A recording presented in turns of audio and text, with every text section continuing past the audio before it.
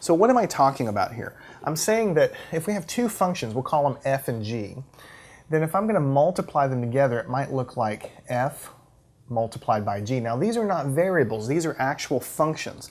F could be sine of x. I haven't told you how to take derivative of sine yet, but we'll get there. This could be, f could be x squared. G could be, 1 over x cubed. They could be anything at all, any functions of x. When you multiply them together and then take the derivative of the product of them, we have to use the product rule of differentiation, which is the following.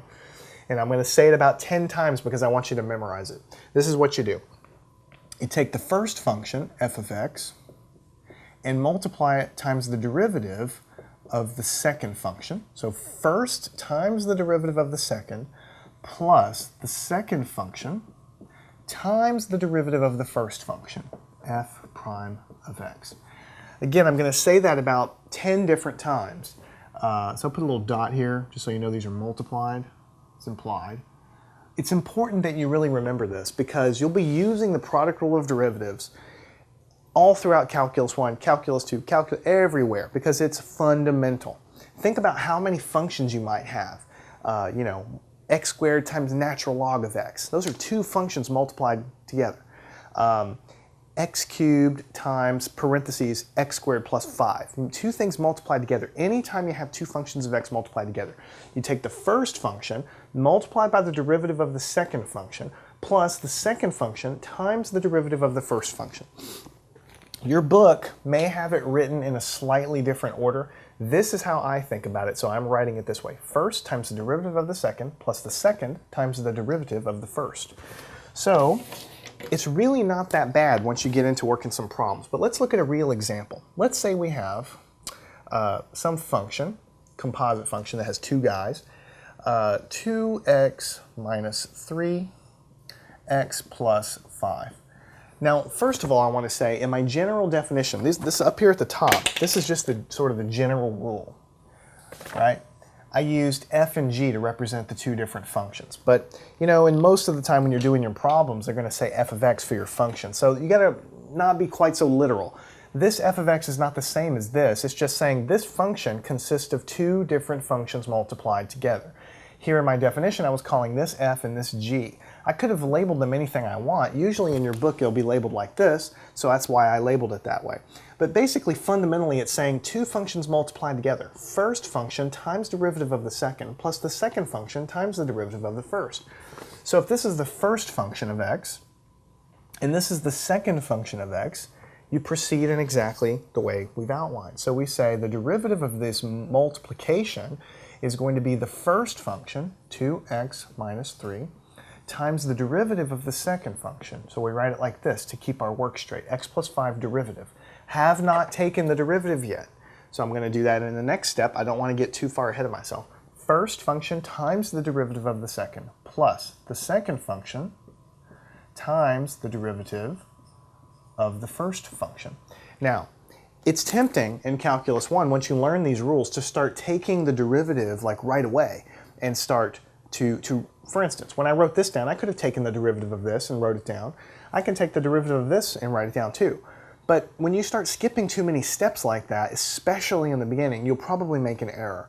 So my advice is, at least if you're just learning this the first time today, then do yourself a favor and write this step down and then simplify it in the next step. As you get more experience, you can handle and can bite off a little bit more each time. But notice we've done exactly what the rule said. So we'll just keep going. We have 2x minus 3. Now we have to take the derivative of this guy, with respect to x, of course, because it's only a function of x. What is the derivative of this? We learned how to do that in the last section. The derivative of x, this is just x to the first power, is simply going to be 1. And that's all it's going to be, because you have 1 in the exponent, it's going to come down, times x to the 1 minus 1 is 0. So it's going to be 1x to the 0 power. So it's going to be 1, because x to the 0 is 1. So you're going to get a 1 here. The derivative of this 5 is just 0, so it disappears. So this 1 is everything here after we take the derivative of it, okay? Plus this guy, x plus 5, times the derivative of this. So we need to take the derivative. The derivative of 2x is going to be 2. The derivative of this -3 is going to be 0, so that's going to be it. Why is this derivative 2? It's because this is x to the first power, so when I take the derivative, the 1 is going to come multiplied by the 2, giving me this, times x to the 0 power, because I subtract 1 off the exponent. So this is going to disappear. The x is going to disappear. This 3, derivative of any constant, is 0. Make sure you understand everything that we've done so far. It's very, very important.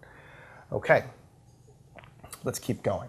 Now we need to just do some multiplication. So we'll have 2x minus 3, doing this multiplication, plus here 2x plus 10, doing this multiplication. And then finally you can simplify the answer by combining terms. 2x and 2x is 4x. This plus this is going to give me 7. 4x plus 7, and that is the final answer. So make sure you take things one step at a time. You have two functions basically that are multiplied together. So you take the first one times the derivative of the second one, plus the second one times the derivative of the first one. And you're going to do that over and over and over again in this section because all of these problems are going to be having functions that basically are multiplied together. All right, so we take the derivative of this and get this, take the derivative of this and get this, do some simplification, and boom, that's the answer. A couple things I want to say before we go on. First one is, notice that the derivative of this is just a 1 and the derivative of this is just the 2. So if I actually skip this step, which, you know, once you get better at calculus you can do, if I basically eliminate this and take the derivative in my head and write it down and take this in my head and write it down, and so my second line is this, it doesn't really show what you were doing. I mean, you have a 1 here and you have a 2 here. So if you get the problem right, then great, yeah, you got the problem right. But eventually you will make a mistake. Eventually you will. And if you don't show any intermediate steps, then when you're taking a test and you don't show any of those steps, then the guy's not going to know if you knew what you were doing or not. But when I show it explicitly like this, I will know that the student knows to take the derivative of these guys. Maybe you make a mistake later, but I know that at least you know that. So my advice in the beginning is to show all of the work. It's never going to hurt you, and it's always going to help you. One final thing I'll say is we use the product rule here because that's what the section's about. We can multiply and do the product rule here as we've shown. But just to sort of as an aside, if you wanted to, you could do FOIL here and multiply, get 2x squared minus 3x plus 10x, and then you have minus 15. So you could get a polynomial out. And then once it's in polynomial form, we've actually taken derivatives of polynomials in the last section over and over again. You just take the derivative of each little part, right? If you were to do that and get the result, you're going to get this. You're going to get this answer. So don't feel like there's one right way, one wrong way. You can do whatever you want, but when you're learning how to do the product rule, we need to present some problems to show you how to use it properly. And even though you might say, well, I don't need this product rule, I can just do this all the time. Well, there's going to be cases. I mean, what if here in a few sections when I throw a sine at you or a tangent at you or a secant at you as the second function? Then you're not going to be able to use multiply and get polynomials. You're going to have to use the product rule. So my advice is, even if you might see a way to simplify it and change it into some other easier way to take a derivative, just make sure you know how to do this because it will become required for some of these problems coming up. All right, so the next problem. Let's go and do that now. So let's say we have g of x is equal to x minus 2x squared, and the whole thing is squared. And you might look at that and say, well, where's the product rule here? Where are the two functions here? He hasn't told me how to do this. But actually, you can rewrite this. And my advice is for you to rewrite this as the following. I think you can see where I'm probably going to go with this. 2x squared, x minus 2x squared. This is just what this is equal to here. So write it this way. Now you have two functions of x multiplied by one another. And you can use the product rule of differentiation. So we can say g prime of x is equal to first term times the derivative of the second. So we'll say x minus 2x squared times the derivative of the second, x minus 2x squared, derivative, plus the second guy times the derivative of the first, x minus 2x squared times the derivative of the first, x minus 2x squared. So in this case, derivative. In this case, it's pretty silly because every term is really the same thing, but still, this is how you would methodically take this derivative. So to continue on, we're going to leave this alone. We can't really do anything with it yet. 2x squared. What is the derivative of this term? The derivative of the first part, this is x to the first power. You're just going to get a 1. The 1's going to come out of the exponent times x to the 0 power. What are you going to get for this derivative? You'll have this negative 2 times 2 when the 2 comes down, so you have negative 4x. Subtract 1 off the exponent, you're going to get 1. So we'll just leave it as negative 4x. Okay?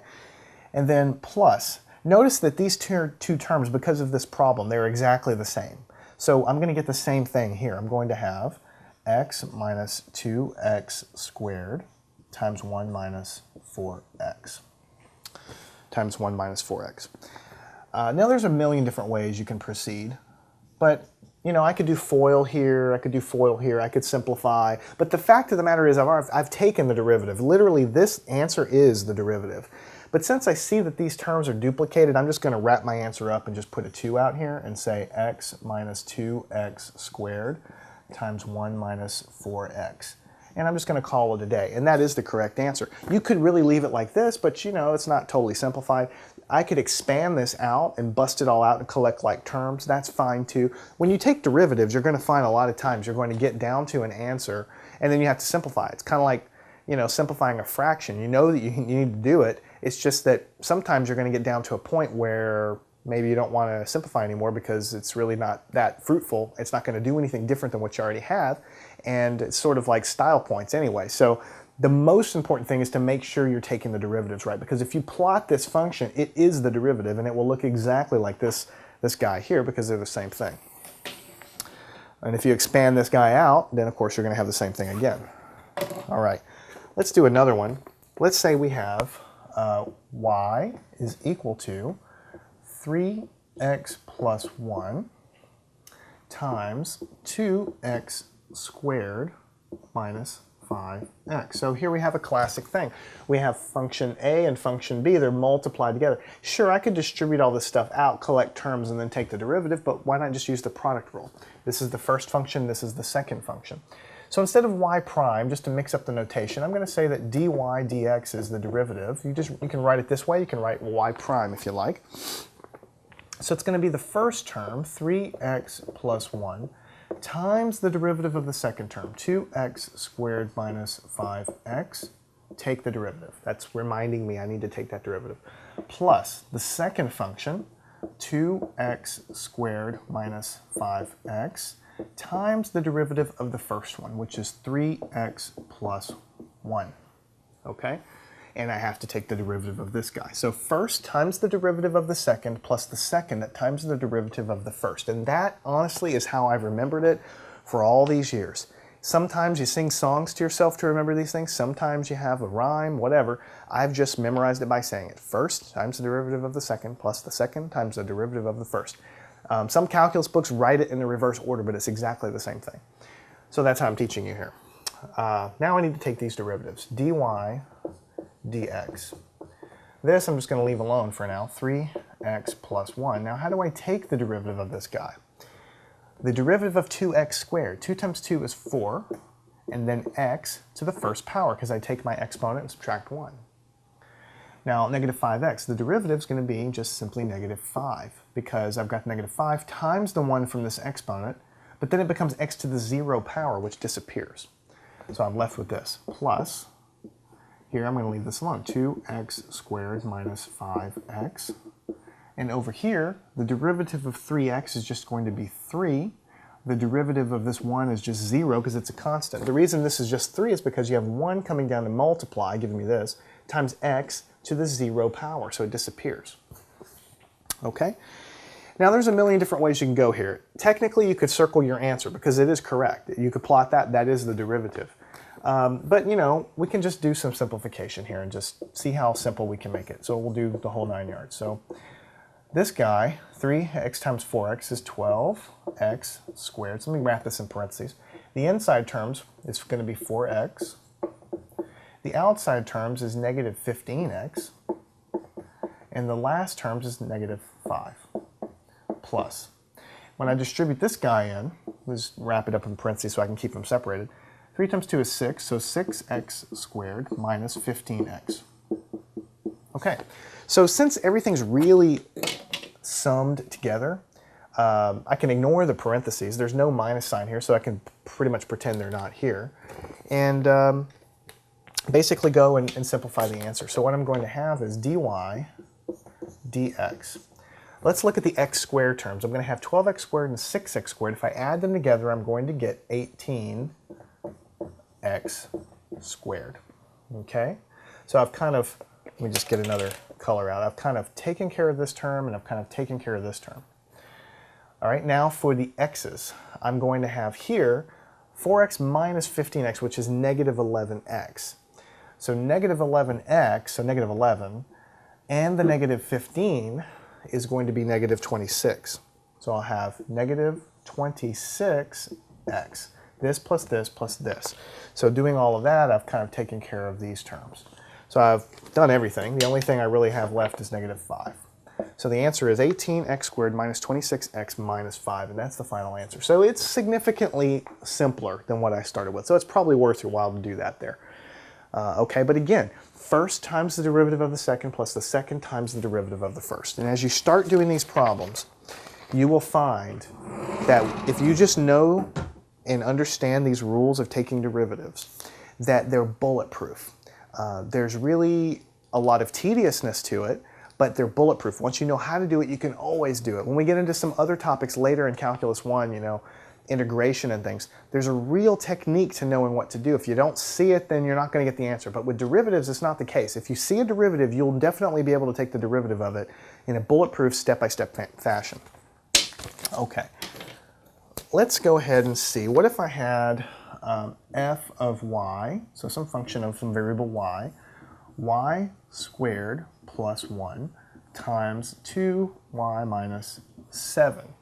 Again, I have two functions that are multiplied together. So if I wanted to take df dy, or I could say f prime, I'm just using different notations to give you practice, it's going to be first times the derivative of the second times the derivative of the second guy plus the second guy, 2y minus 7, times the derivative of the first, y squared plus 1. Like this. First times the derivative of the second plus the second times the derivative of the first. So continuing on, whoops, df dy.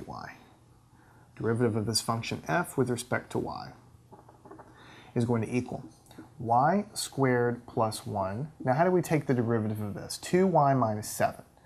Well, the derivative of this is simply going to be 2, because the 1 from here is going to come down and multiply, but I'm going to have y to the 0 power. It's going to disappear. Derivative of this constant is 0, plus 2y minus 7 times the derivative of this. Well, derivative of y squared is 2y. Derivative of 1 is always 0. So this 2 comes down in front, y to the first power. So I've taken my derivative. Technically, you could circle your answer. But, you know, it's better to simplify when you can. So multiply this, 2y squared plus 2. That's what I get from this. And then over here, plus, here I have 4y squared minus, from here, 14y, right? Minus 14y. So I've basically done everything. df dy, I'm going to have y squared combining with this, giving me 2 and 4, I should say, is 6y squared. Right? The negative 14y hangs around, can't combine it with anything, and the 2 hangs around, can't combine it with anything. So 6y squared minus 14y plus 2. And again, it's just using the product rule in a methodical way. So what I'm going to do here, you know, I could really stop the lesson here and say, hey, you know how to do it. But what I really want to do here is work a few more problems, just to give you more practice and try to get a little more complicated each time. But I want you to know that these problems forthcoming, they're not really harder than what you know and what you've been doing. They're just more tedious. It's like, you know how to add fractions, 1/2 plus 1/2. You know how to do that.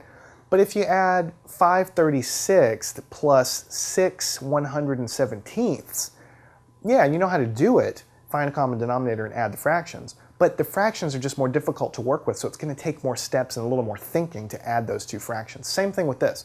You know how to do it, but you have to practice it so that when you come up to a roadblock and you have to roll up your sleeves and simplify something, it won't freak you out so much. So keep that in mind. Next one is, and this is a good example of that, we'll have 1 plus 1 over x times 2 minus 1 over x. It's a great example of that because, yeah, we have function A and function B and they're multiplied together so we know what to do, but when we end up taking these derivatives we have 1 over x in there and that just looks ugly, not easy to work with. My advice is what I've always sort of told you to do. When you have anything like that, rewrite it. So I would rewrite this as 1 plus x to the negative 1 power. And would rewrite the second guy as 2 minus x to the negative 1 power. And that way, when you take your derivatives, you have a nice exponent, and it's very easy to deal with. When you look at these fractions, it just, you know, doesn't lend itself as well to it. So when we take the derivative, it's going to be the same thing. First times the derivative of the second, 2 minus x to the negative 1 prime, that's the derivative. First times the derivative of the second plus the second, negative 1, times the derivative of the first, prime, like this. First times the derivative of the second plus the second times the derivative of the first. Okay, so let's roll up our sleeves and take the derivative. 1 plus x to the negative 1. How do we take the derivative of this guy? Derivative of 2 is 0, so I don't have to write anything. Derivative of this, I've got a negative. This negative 1 is going to come down and multiply, giving me a positive 1. Positive 1. So I don't have to write that, but I'll just put a 1 here just to remind you. So this is 1 times 1 is 1, negative, negative, positive. And then I'm going to have x, and I'm going to subtract 1 off the exponent, so it's going to be 2. Very important you understand that. Negative 1 minus 1 gives me negative 2. Make sure you're doing that right. So multiply the front guys, take the exponent, subtract 1. Okay. So now you see why it's a little harder to look at, but it's so much easier than looking at this. Plus 2 minus x to the negative 1 times the derivative of this. Derivative of 1 is 0. Derivative of this is negative x to the negative 2. Negative 1 comes down, giving me this. Negative 1 minus 1 gives me negative 2. So again, like I've been saying, theoretically you could just stop there. This is the derivative, but you're not going to probably get full credit because you really have got a lot of stuff that you can simplify here. So take it one step at a time. Multiply this stuff in, right? That's my advice to you. Multiply this stuff in. There's a lot of different ways to do it, but let's just do it that way. So let's multiply and just see what we get. So what we'll have over here, I'll open up parentheses. This times this is just going to be x to the negative 2 because it's times 1. Plus, when I multiply these, I'm going to add the exponent. So I'm going to have x to the negative 3. Negative 1 plus 2 gives me negative 3. And then over here, I'm going to have this guy. So I'll have negative x to this guy multiplied then in. So I'll have negative 2x to the negative 2.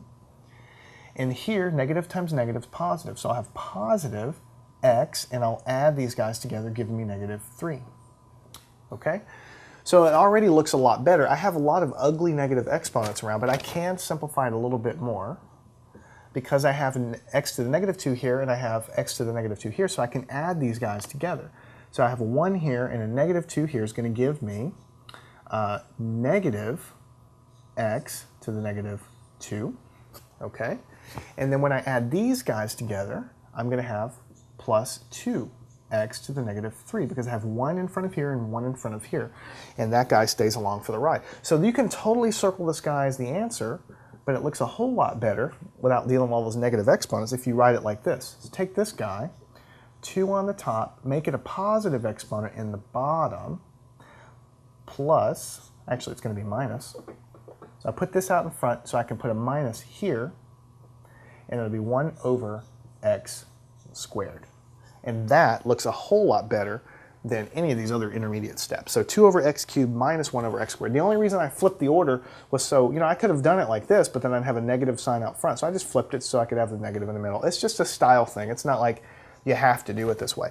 But you see what I mean? It's totally the same method. First times the derivative of the second plus the second times the derivative of the first. But because the negative exponents, because they're all running around, it's, you know, then you have fractions when you go to the final answer. Kind of like that fractional example I gave you a little earlier. It's all the same stuff, but because you've got a little bit more complicated expression, it's very easy to make a sign error. So take it one step at a time is my advice. Now what we're going to do is erase the board and work a few more that ratchet up the complexity just a tiny bit and show you how to handle those. Learn anything at mathandscience.com.